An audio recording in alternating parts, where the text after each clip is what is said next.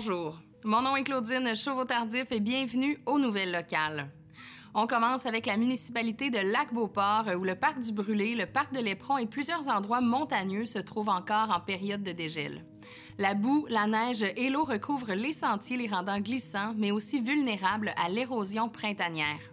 La municipalité vous demande de les utiliser le moins possible lorsque vous constatez que les sentiers sont boueux et surtout d'éviter la randonnée à vélo afin de ne pas les abîmer pour le reste de la saison. En tout temps, soyez respectueux du patrimoine naturel et demeurez des randonneurs sans trace en marchant uniquement dans les sentiers et en ne laissant aucun déchet. La municipalité vous remercie de votre collaboration pour conserver les parcs et sentiers en santé et assurer leur pérennité. Obtenez plus d'informations à ce sujet au www.lac-beauport.québec. Et du côté de Sainte-Brigitte-de-Laval, la mairesse, Mme France Fortier, a annoncé lors de la séance du conseil municipal du 8 avril qu'elle quitterait la politique municipale à la fin de son mandat. À la suite de cette annonce, Mme Michèle Dufresne, pro-mairesse et conseillère du district 6, a indiqué qu'elle sera candidate au poste de mairesse à l'élection de novembre prochain. Ces dernières années lui ont aussi démontré qu'elle peut concilier son travail d'agente de gestion du personnel au CIUS de la capitale nationale, de conseillère municipale et sa vie familiale.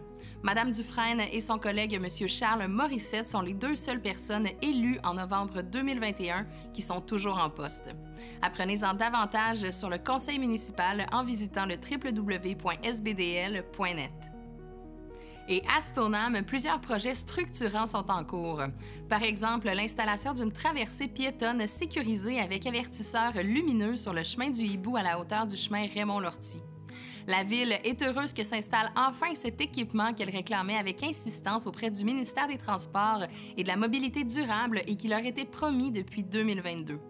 Enfin, non seulement cette traverse nécessaire sera installée, mais le ministère en assumera les coûts. Aussi, des travaux d'asphaltage seront effectués dans le secteur de Vermont-sur-le-Lac. Ces derniers avaient été mis en pause à l'époque en raison du potentiel projet d'égout qui n'avait pas été entériné par les citoyens. Pour plus de détails, lisez l'article complet à la page 4 du journal Le Petit Rapporteur.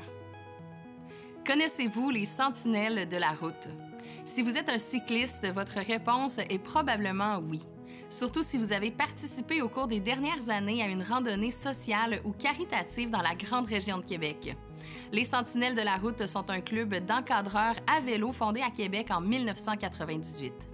De mai à octobre, vous les verrez en action lors de la plupart des événements cyclistes d'envergure.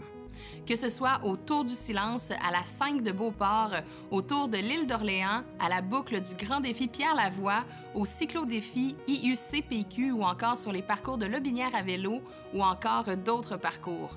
Les Sentinelles de la route participent de mai à octobre à une vingtaine d'activités et ils sont même présents lors du Marathon Beneva de Québec chaque automne. Les membres des Sentinelles agissent bénévolement pour assurer la sécurité lors des parcours. Ils sont formés pour venir en aide aux participants si nécessaire lors des randonnées cyclistes. Ils ouvrent et ferment le peloton, dictent le rythme et la vitesse et informent policiers et organisateurs de tout incident pouvant survenir. Apprenez-en davantage sur cette formation cycliste en lisant l'article à la page 11 du journal Le Lavallois. Dans le but, entre autres, d'éviter l'introduction d'espèces indésirables dans les plans d'eau, comme la myriophylle à épis, la ville de Fossambeau-sur-le-Lac a pris plusieurs mesures au cours des dernières années. Ces plantes sont une menace et peuvent se reproduire à une grande vitesse, ayant un impact majeur sur la biodiversité, voire même sur les valeurs immobilières. Afin de pallier ce problème pratiquement éradicable, toutes les embarcations à moteur mises à l'eau sur le lac à partir de Fossambeau-sur-le-Lac devront être munies d'une vignette d'embarcation. La vignette d'embarcation est dorénavant obligatoire pour toutes les embarcations à moteur naviguant sur le lac. Obtenez plus d'informations à ce sujet en les contactant au téléphone au 88 875 31 33, poste 230 ou encore à l'adresse info@fossambeau.com. Et la ville de Sainte-Catherine de la Jacques-Cartier a entériné à sa séance du 7 avril l'entente intervenue entre son comité de négociation et les représentantes des 18 employés Col Blanc. L'entente d'une durée de 5 ans couvre la période du 1er janvier 2024 au 31 décembre 2028. Elle prévoit des augmentations salariales variant entre 2,5 et 3 % par année. Une attention particulière a été portée aux initiatives visant à fidéliser le personnel et à reconnaître leur engagement, notamment par l'attribution de congés supplémentaires et de primes d'ancienneté, ainsi que par la participation de l'employeur à des activités de remise en forme. Monsieur le maire Pierre Dolbec s'est dit très heureux de la conclusion de cette entente. Obtenez plus de détails en visitant le site web de la ville de Sainte-Catherine de la Jacques-Cartier. Vous êtes amateur de pêche? La ville de Shannon vous invite à prendre connaissance de l'activité d'initiation à la pêche de l'association Chasse et pêche Catch-à-Lac, Pêche en herbe, qui est un volet de la Fête de la pêche. Ce programme de la Fondation de la Faune permettra encore cette année d'initier 60 jeunes à la pêche. À la suite de la formation, ils recevront une canne à pêche et un certificat servant de permis jusqu'à leurs 18 ans. Les villes de Sainte-Catherine de la Jacques-Cartier et de Shannon, qui participent financièrement à l'activité, se voient accorder une majorité des 60 places disponibles pour le programme. À l'occasion de la Fête de la pêche, plus de 1500 truites seront déversées dans la rivière Jacques-Cartier, dont plusieurs dans un bassin pour faciliter la récolte de la première truite de la journée. Pour participer, il faut s'inscrire au www.catchalac.com, section Fête de la pêche. Découvrez les activités offertes par la ville de Shannon au www.shannon.ca.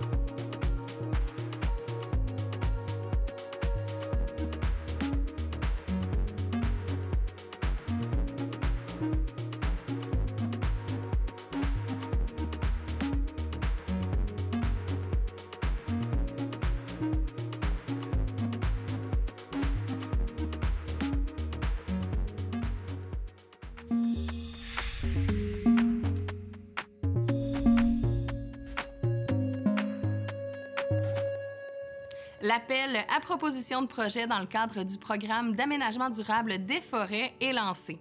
Ce programme, mis en place par le ministère des Ressources naturelles et des Forêts, vise plusieurs objectifs dont la réalisation d'interventions ciblées liées à l'aménagement durable des forêts. Mentionnons que la réalisation de travaux sur des chemins multi-usages et le soutien d'activités visant à favoriser l'aménagement durable du territoire forestier et la mise en valeur de la ressource forestière font partie du type de projet admissible. Soumettez votre projet d'ici le 16 mai prochain. Et pour plus de détails, visitez le www.mrcjacques-cartier.com. Encore à la recherche d'idées pour les vacances, pourquoi ne pas planifier des vacances dans le plus grand terrain de jeu de Québec? Pas besoin d'aller loin pour être dépaysé et décroché du quotidien. Avec sa variété d'hébergements allant du camping au yourte à l'hôtel, en passant par les chalets et les hébergements insolites, ses multiples activités et son grand territoire, la région de la Jacques-Cartier est une destination vacances des plus intéressantes. Profitez-en pour découvrir votre cour arrière et ses nombreux trésors cachés et gourmands. Inspirez-vous au www.jacques-cartier.com.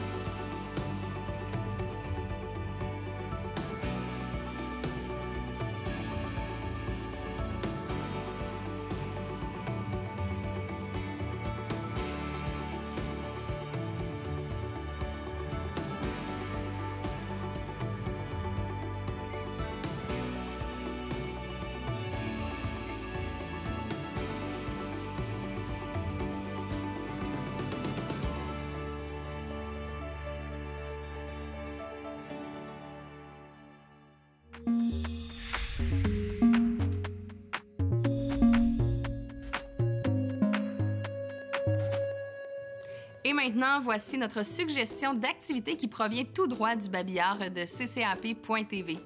On commence avec une retraite de yoga en planche à pagaie du 6 au 8 juin prochain. Une fin de semaine qui vous fera assurément beaucoup de bien. Vous combinerez des activités de SUP yoga, data yoga, d'excursion et de méditation au manoir du lac de Lage.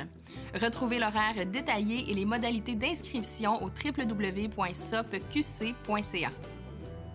Et ensuite, si vous souhaitez agir concrètement pour améliorer votre environnement et protéger notre planète, joignez-vous au défi Zéro déchet, organisé en partenariat avec Action Transition et financé par la Ville de Québec. Cet événement citoyen est ouvert à tous, habitants, familles et amis. Pour vous inscrire, rendez-vous au www.villestoneham.com.